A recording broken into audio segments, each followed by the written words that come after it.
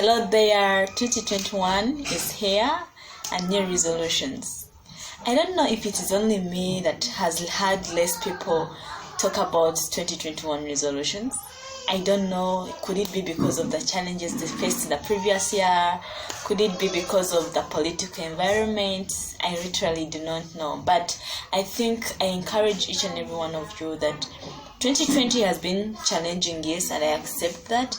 But it's also good to know that through the challenges that we've faced, we've come to learn so many things. So how about we apply these things into 2021? I don't know, me, I'm just positive, and I believe 2021 is going to be a better year, and I think everyone should adopt positivity in 2021. So before I dive into the video, I would like to send my sincere gratitude to Aunt Liz. She's in the USA. She sent in the contributions towards the purchase of a new camera. You sent it last year, and I felt I needed to do this at a time when I have a new camera, but I just failed to do that because right now a camera is quite expensive, a good camera, so I wouldn't have to buy something that is not of quality. So at the moment I still have the money and I'm keeping it and I'm using my phone. So the good thing now is I have a better phone with a better camera, and hopefully, God willing, very soon I'll be able to purchase a new camera. But all I can say is thank you so much. I cannot thank you enough. May God bless you for me. I love you, and I know you're facing a lot of challenges and trying situations. Because of the pandemic, obviously, we have lost relatives. But I want to encourage you and strengthen you that the Lord is with you, and He knows exactly what is good for us, and He will never abandon us. So take heart and be strong, and the Lord is with you. I love you, and God bless you for me. So in this video, I want to talk about this year. During the festive season, I was with my family, and I had this idea of setting family resolutions that we actually passed. We sat down and set family resolutions, and then I just thought about planning for the year. This is something that we've always mentioned and talked about several times when it comes to setting resolutions, but it had never gone so deep than this year, because I feel before then I was just talking, my next year's resolutions, I want to have this, I want to have this, and I want to have that. But I had never gone further to plan on how I'm going to achieve them. And this is something that I learned from my mom. She said, I laid out what we would love to achieve as a family. And I was mentioning a lot of things, and then she was like, within what range would you love such things to be achieved? So it is always good to set a time bound, So if you could set resolutions, say in a quarterly basis, it is easier. And so this is one of the things and the ways we can have a better plan for the next year's or New Year's resolutions. So first and foremost, you have to make smaller resolutions. Like I said, you could have bigger resolutions. For example, you want to have a building. That is something big. So for you to look at achieving or owning a building could be kind of overwhelming than setting smaller resolutions to say, for example, I would love to save this amount of money in the first month to buy maybe sand, you understand? So it is always good to set smaller resolutions, and smaller resolutions look very achievable, and the more something is achievable, the more you go in for it, so that is the first and foremost. But I also realized that after setting those smaller resolutions, it is always good to be specific, to have specific goals or specific targets. When you have specific goals or targets, you're always going to be focused. It's different when you don't exactly know what you want to achieve. So be specific. For example, if it is wanting to own a house and decide on a certain amount of money that you would love to save in a certain period of time, that is more practical and more achievable. So try as much as possible to have specific or to set specific goals. So as I thought through, I realized there is something that I just came to learn, that is, make your resolutions public. Try to publicize your resolutions.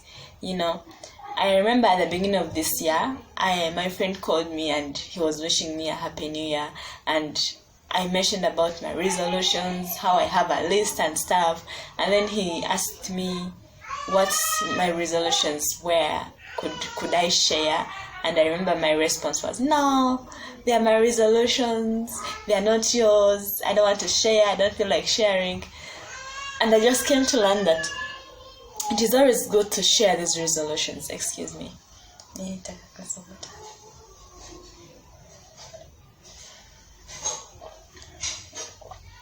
It is always good to make these resolutions public. You could share them to your friends. The reason as to why it is important to share them with your friend is possibly because you could somehow divert off your resolutions. And if you had shared it with a friend, it gives you an opportunity or a chance for a friend to remind you that you're off track. This is what you're supposed to do to achieve your resolutions, to achieve your target this year.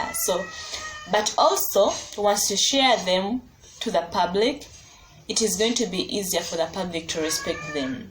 It's a different scenario when you have a target and someone else is not aware of it. Probably they can bring in something else that you hadn't actually planned to achieve or to do. So once you make them know that this is what I want to achieve, it's going to take them the power to respect what you have said or to respect your goals.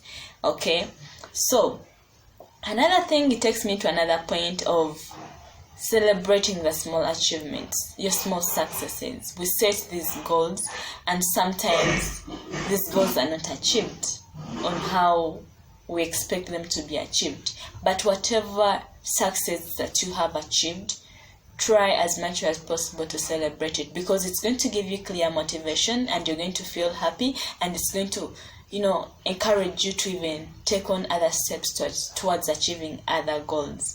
So try as much as possible, even if it's small. For example, I'd like to even share that this year my target is to have 1,000 subscribers by the end of April. That is the first quarter.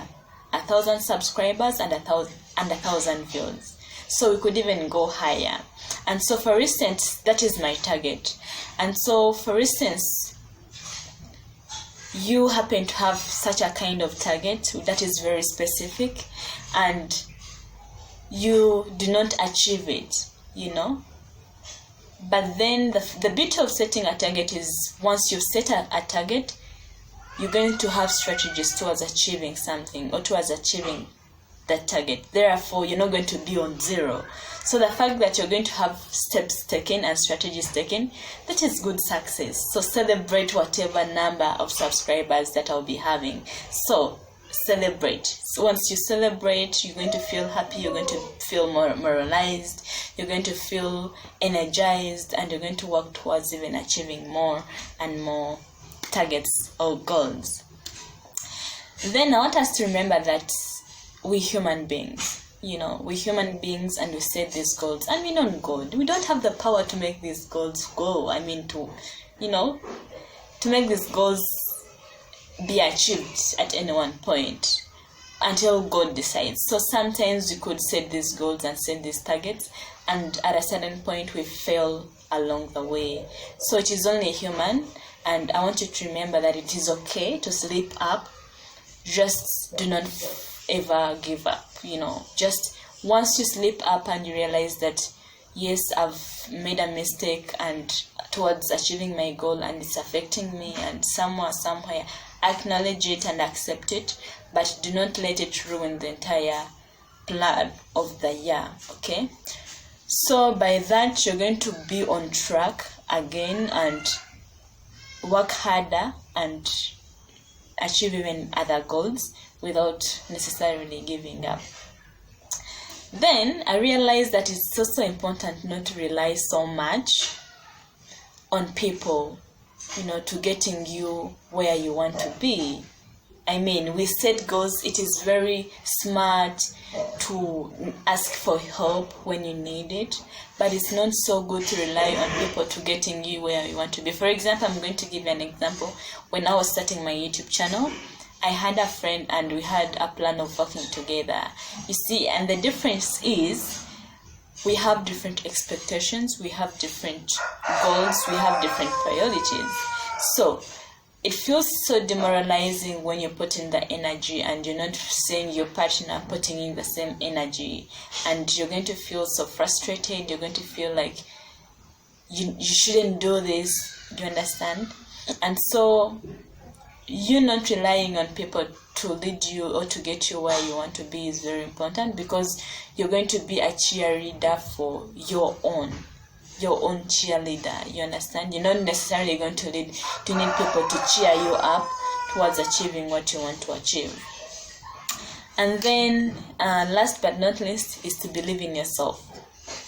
It's always good to believe in yourself. Oh my God.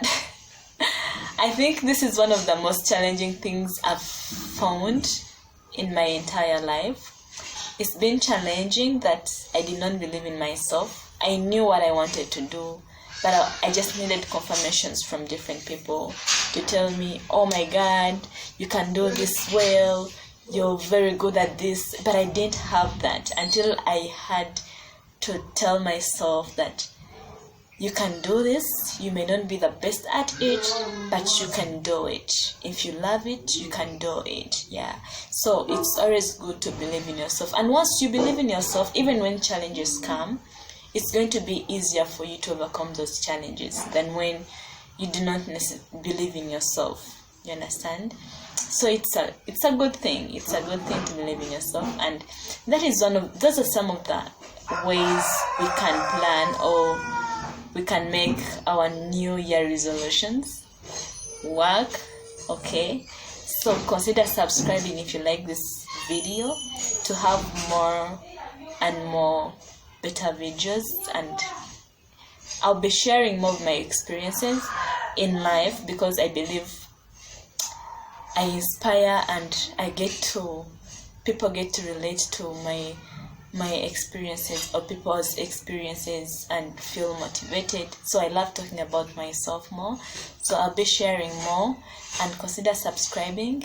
Click the subscription button so you do not miss out on anything. You'll be notified. Ring the bell, like, share, and drop your comments. I know so many of you people, you could be reluctant to setting resolutions this year, but I can encourage you that please go ahead and set your resolutions. Put them on paper. In fact, something that I had forgotten, it's always good to write something on paper. Once you write something on paper, you're going to be accountable. I realized that until I opened my book. I have a small book that I usually write things that I have to buy, things that I have to do. Excuse me, take a glass of water.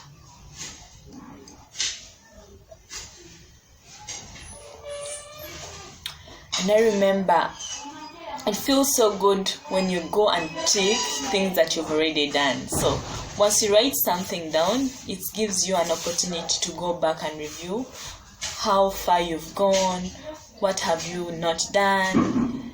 You feel accountable. Yeah. So go ahead, write down your resolutions and set strategies on how you're going to achieve them, and we'll be good to go. It's a wrap, guys. I love you. Happy New Year. Enjoy this year, and I